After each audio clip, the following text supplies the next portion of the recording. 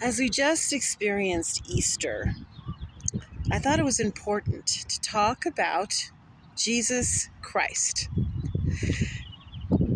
Jesus Christ has very different meanings, I think, for everyone. But I want to talk about what Jesus Christ means to me. A little bit of background: I did not grow up in a traditionally Christian household.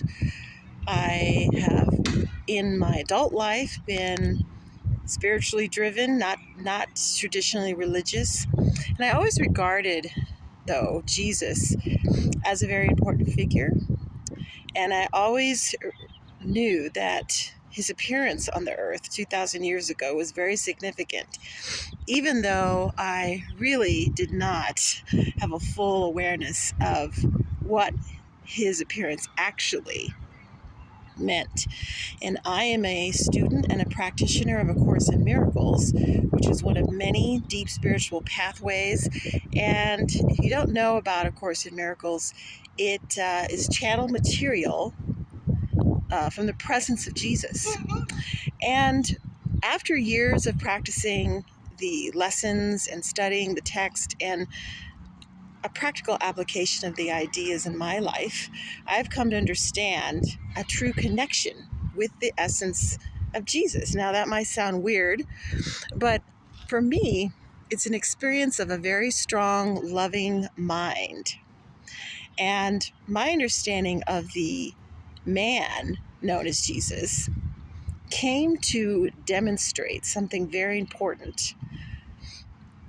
Not only to demonstrate love, to demonstrate the truth of who we really are as all of us, as one Son of God. Son just means extension, and we are all a part of that oneness.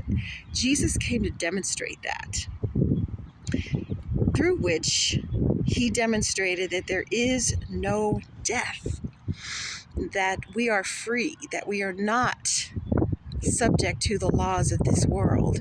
And what's the biggest one everyone's afraid of, right? Death. Because we believe we are bodies, and we believed that we've done something so terrible to our Creator that we've sinned enough to die. We've become so sinful, that we deserve to die. There have been so many ideas about Jesus that have been tossed around for centuries. And I do believe that his authentic message has been vastly misinterpreted.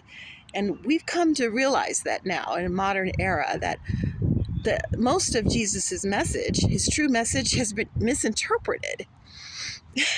And so what the Course has brought me and many others is an essence of this presence, this mind that is calling us out of this world. Jesus had to, and he says in the Course that he had to go to what seemed like a very extreme teaching example, which is known as the crucifixion, right?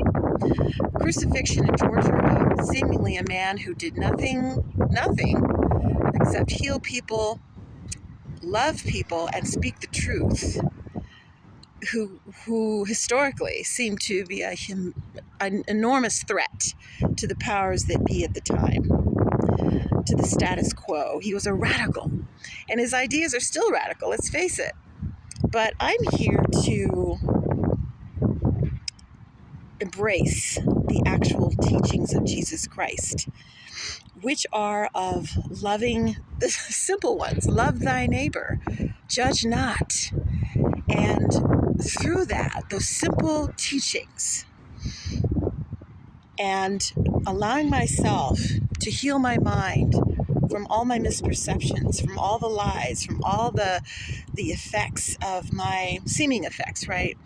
Of extending on my mind to the wrong mind, the ego mind.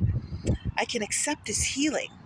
Not the traditional Jesus, not the religious Jesus, not the one that there's, this whole idea of him dying and suffering on the cross. That is not, for me, that is not a true teaching whatsoever.